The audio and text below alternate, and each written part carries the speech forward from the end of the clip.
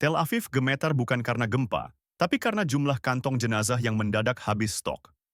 Dalam sebuah serangan mendadak yang terjadi pada pukul 00.43 dini hari, Iran meluncurkan rudal balistik generasi terbaru ke arah sebuah titik koordinat yang diketahui sebagai base camp rahasia milik Brigade Golani, salah satu pasukan paling elit milik Israel. Hasilnya bukan hanya markasnya yang hancur, tapi seluruh pasukannya ikut dilipat seperti cucian sore hari. Diperkirakan lebih dari 2.000 tentara aktif tewas di tempat. Sebagian besar bahkan tidak sempat mengambil senjata atau mengenakan rompi pelindung. Mereka gugur bukan dalam pertempuran sengit, tapi karena kepercayaan buta bahwa bunker rahasia mereka tidak akan bisa ditemukan.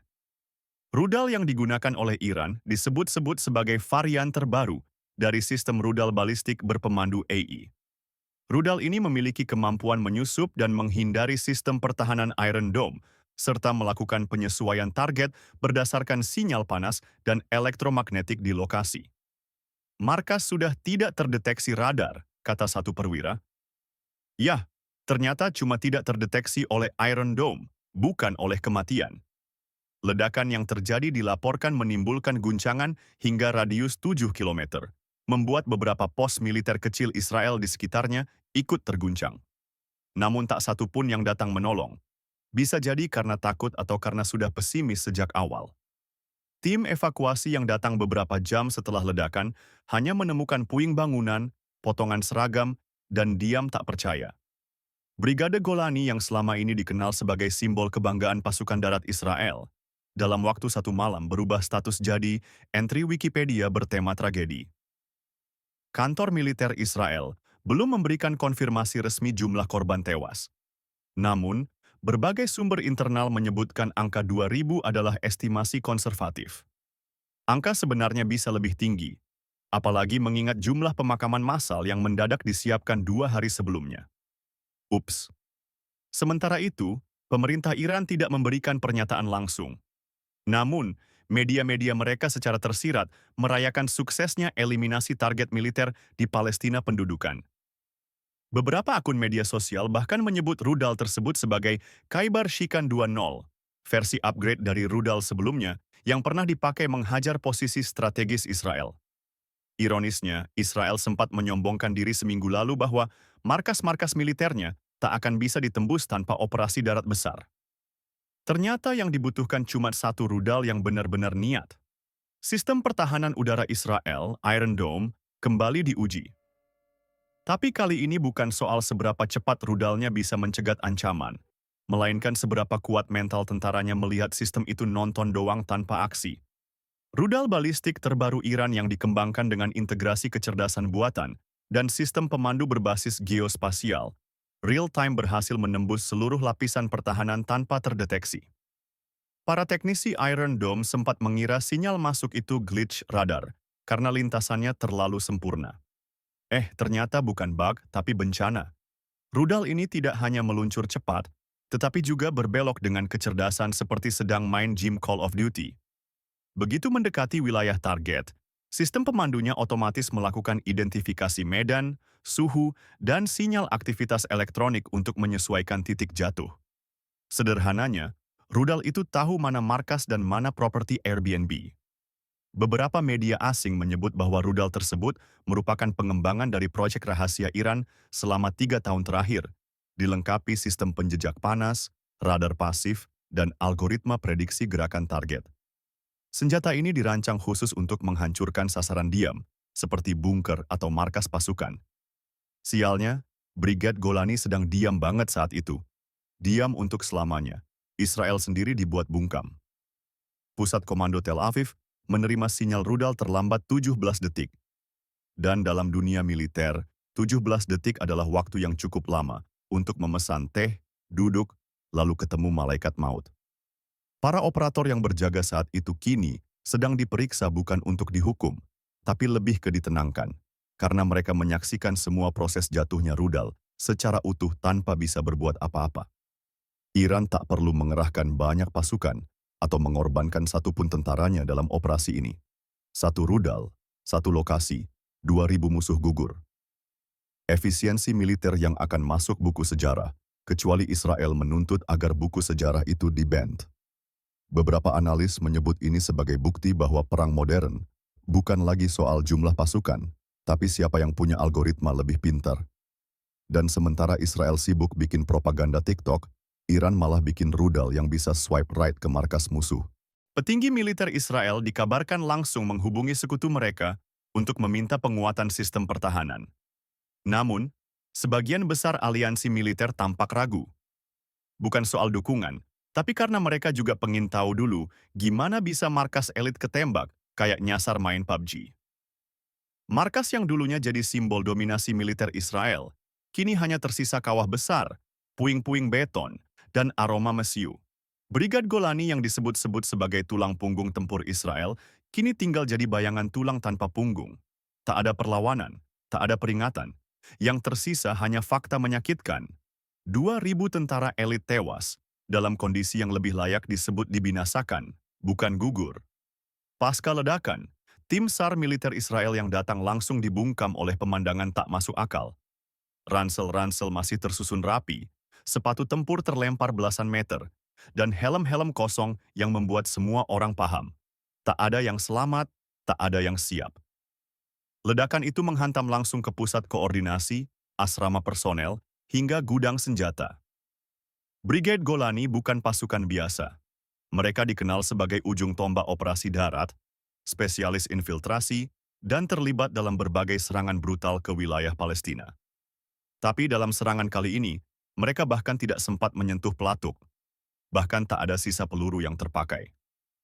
Ini bukan pertempuran, ini pembersihan sistematis, ucap salah satu mantan perwira yang kini lebih sering muncul di podcast politik daripada medan perang. Pemerintah Israel langsung menggelar pengumuman tertutup. Namun, bocoran dari internal militer menyebut bahwa krisis mental langsung melanda beberapa unit lain di wilayah perbatasan. Pasukan-pasukan Israel lainnya mendadak rajin berdoa bukan karena religius, tapi karena mereka baru sadar bahwa Iron Dome bukan Tuhan. Keluarga para prajurit Golani sudah mulai berkumpul di depan pusat militer menuntut penjelasan, meskipun yang mereka dapat hanya masih dalam investigasi. Investigasi sementara potongan seragam anak mereka menempel di kawah, dan identifikasi dilakukan lewat chip sepatu. Beberapa media Israel mencoba menutupi besarnya skala serangan dengan narasi serangan terbatas. Namun, warga yang melihat iring-iringan ambulans dan truk jenazah tahu ini bukan terbatas, ini tamat. Yang lebih menyakitkan, Komando Pusat Brigad Golani secara de facto lumpuh. Komandan utama dinyatakan hilang, kemungkinan tewas. Sistem komunikasi hancur dan seluruh data taktis ikut lenyap bersama bangunan. Israel tidak hanya kehilangan pasukan, tapi kehilangan otak dari pasukan itu sendiri. Pasukan cadangan pun kini sedang berpikir keras, ikut bertugas atau ikut menggali lubang. Dengan kondisi itu, moral tentara lain mulai goyah. Sejumlah unit memilih mundur dari garis depan, dan pangkalan militer utama di utara diberitakan kini mengaktifkan protokol defensif tingkat tinggi. Tapi publik tahu, Israel yang biasanya ofensif kini malah jadi defensif tanpa pilihan. Ledakan yang membinasakan ribuan pasukan elit Israel bukan hanya mengguncang tanah di utara, tapi juga menggoyang lantai-lantai tinggi pemerintahan di Tel Aviv. Kantor Perdana Menteri mendadak seperti ruang ujian nasional. Semua orang duduk tegang, banyak yang keringatan, dan tidak ada yang tahu jawabannya. Beberapa jam setelah konfirmasi bahwa markas Brigade Golani rata dengan tanah, pemerintah Israel langsung menggelar rapat darurat Kabinet Keamanan. Tapi dari luar gedung, yang terdengar hanya teriakan dan derit pintu dibanting. Bukan strategi perang, tapi suara frustrasi para petinggi yang baru sadar kekuatan elit mereka hilang dalam semalam. Kami masih dalam fase evaluasi, ujar juru bicara militer. Evaluasi? Pasukan kalian sudah jadi arang. Itu bukan bahan diskusi, itu bahan kremasi. Perdana Menteri Israel terlihat pucat saat keluar dari ruangan rapat. Ia dikepung wartawan yang bertanya soal langkah selanjutnya. Tapi seperti biasa, jawaban klisenya muncul. Israel tidak akan diam. Ya, jelas, diam saja bisa diserang, apalagi kalau bergerak. Lembaga intelijen mulai disalahkan. Kenapa lokasi markas elit bisa terdeteksi? Tanya para menteri. Tapi tak ada yang berani menjawab karena ya, Jawaban paling jujurnya adalah, kami terlalu sibuk memata-matai TikTok Palestina. Di jalan-jalan Tel Aviv, suasana mulai berubah.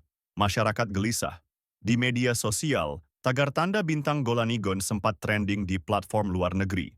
Meskipun langsung diblokir di dalam negeri, tapi netizen tetap menemukan jalan. Kalau Iron Dome gagal, semoga Irony Dome bisa lindungi harga diri kita. Tulis salah satu akun satir. Lebih dari itu, tekanan dari dalam negeri datang dari kalangan keluarga tentara. Mereka tidak lagi minta keadilan, mereka minta pengakuan bahwa pemerintah telah gagal dalam level bencana nasional. Demonstrasi mulai muncul di luar markas IDF dan kantor PM. Poster-poster bertuliskan, "Bunker bukan kuil" dan "Golani bukan tumbal" mulai bermunculan. Yang lebih mengejutkan adalah efek domino dari kekalahan ini. Beberapa negara tetangga mulai mengaktifkan pengawasan udara, mengantisipasi jika Israel merespons dengan skala penuh. Namun, hingga kini Israel justru masih sibuk mengkalkulasi kerugian dan meratapi file taktik militer yang ikut hancur di dalam laptop yang belum sempat di-backup. Serangan ini bukan hanya ke markas militer, tapi ke mental seluruh bangsa, ucap seorang analis pertahanan. Tapi netizen membalas, yang kena rudal cuma satu titik, yang kena mental satu negara. Jika serangan Iran adalah ledakan pertama, maka efek psikologisnya adalah gelombang kejut kedua. Di dalam tubuh militer Israel, kini sedang berlangsung bencana tak kasat mata.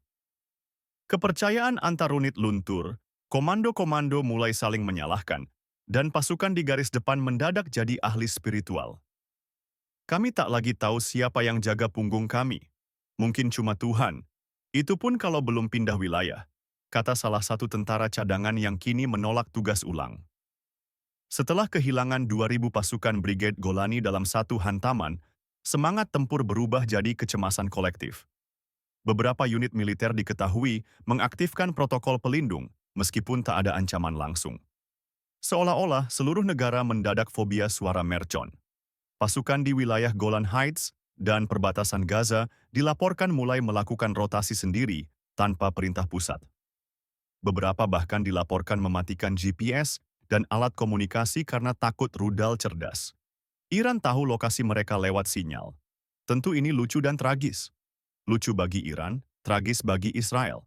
Pemerintah mencoba memulihkan moral dengan propaganda media, tayangan heroik tentara, lagu-lagu nasionalisme, hingga testimoni kesetiaan para komandan. Tapi netizen tak terkesan. Di TikTok dan Instagram, video lip sync dengan caption sarkas mulai bermunculan. Kami siap bertempur sampai titik darah penghabisan, asal titiknya jauh dari koordinat rudal. Di luar negeri, reaksi juga tak kalah getir. Negara-negara yang selama ini menyokong Israel secara logistik, kini mempertanyakan kebocoran strategi. Banyak analis meyakini serangan Iran sukses karena adanya celah intelijen besar di tubuh Israel.